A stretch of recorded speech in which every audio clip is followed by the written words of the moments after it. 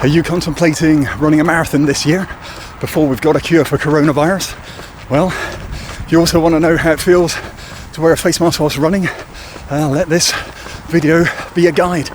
We're going to be testing a couple of face masks and coverings, just testing a 1k distance at a consistent pace, and then trying to look at the variables in other running performance metrics just to see how difficult or how easy it's going to be.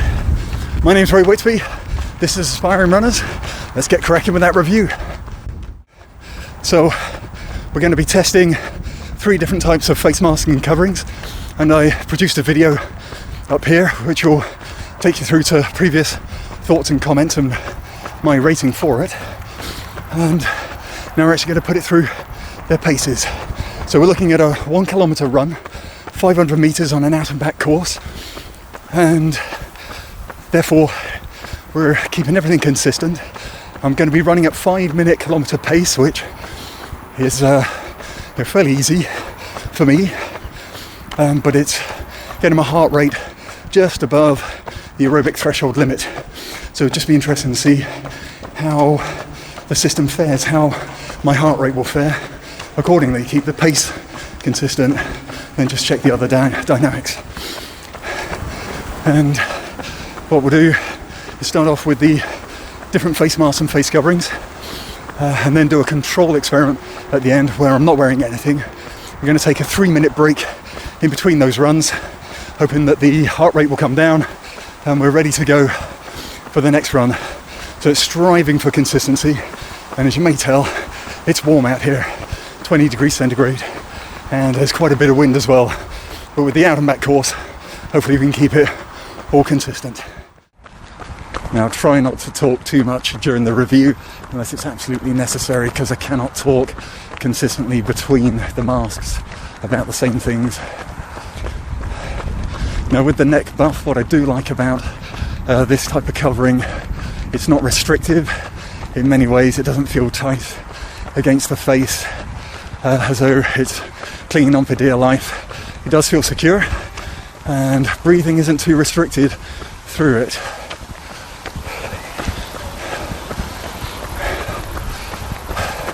But I think if you're going to be doing this for a long time, just being consciously aware of the fabric in front of your face could have a bit of an impact.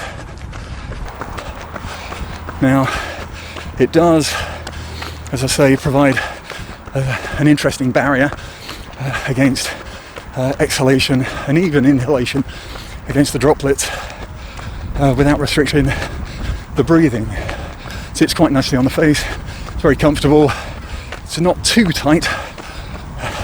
As I say, I probably need a slightly larger size for opening the mouth wider for deeper breathing.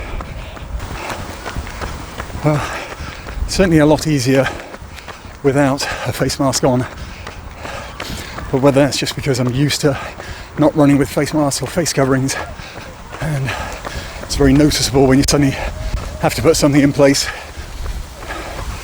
But it does feel a lot simpler, feels a lot easier to breathe, unrestricted, just somehow easier on the mind. Yeah, for this face mask, it feels quite nice.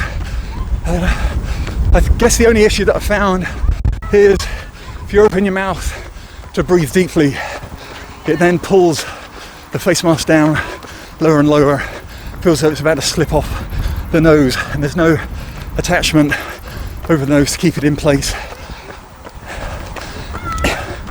Other than that, well, just say it feels a lot more laboured.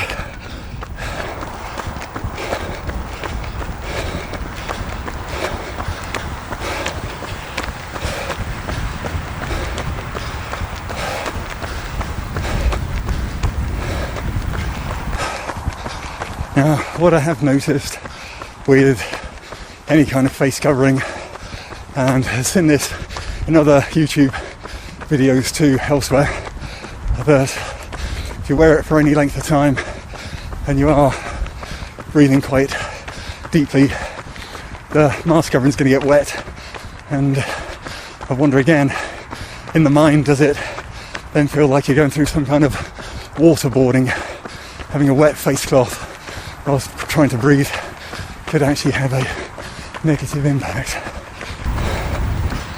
Heart rate is 157 again, so I don't think these face masks are really having much of an impact on the heart rate trying to run at this pace. What I do love about this face mask though is how it looks compared to the others. It doesn't look cheap and nasty, it looks engineered, something fit for the occasion.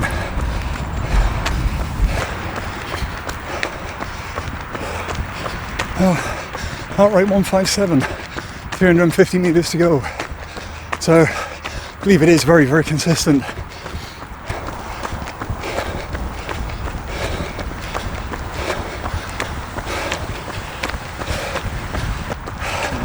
I think myself, I'm just not enjoying this one.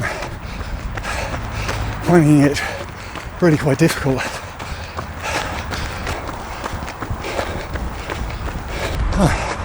Probably a good tip would be putting on a little bit of lip balm, some kind of protection for your lips.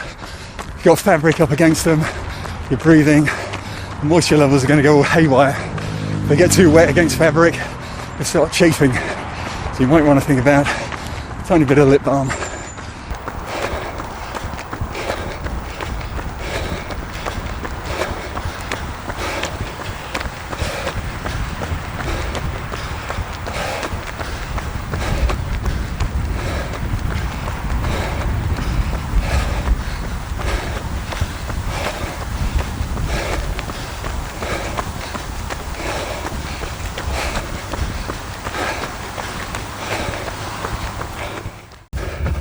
So I haven't looked at the data, the running data from my Garmin and from the Stryd Footpod. It shows almost no difference between the 3 different face masks and face coverings that I've tried and the control at the end. Now, potentially it could be that I got progressively more tired. It's difficult to know. I didn't feel that tired throughout it. It's well within the capabilities. So I think it provides a fair and reasonable comparison. Of course, if it was going to be more accurate, I should probably get on to doing them in triplicates.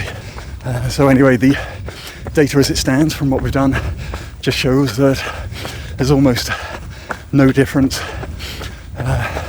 between the different types of masks and running without a mask. So of course the preference would be to run without a face mask. It's what we're used to predominantly over the last number of years, however long you've been running for. And lockdown has been on for 3-4 months where you have to put a face mask in place. And it may be that you do have to wear some kind of face mask or face covering to start off or finish off in a marathon. But I think from this test, at least you may take some comfort that if you have to wear a face mask, even if it's for a short amount of distance, say a kilometre or so, just to get out of the starting area, finding your own rhythm, find your own separation space for running a marathon in, it should not impact your performance too negatively. I think where the issue is going to come, it's just its unfamiliarity. But I think if you're used to training, and anybody doing the marathon should have put the work in, if you're used to that level of training, you'd be doing it with a face mask or a face covering. You've got to get out there, you've got to find the ones that work for you, and you've got to test them out, make sure that you are comfortable to run in them. And I just say, just be safe, be careful, be wise, don't try to overdo it.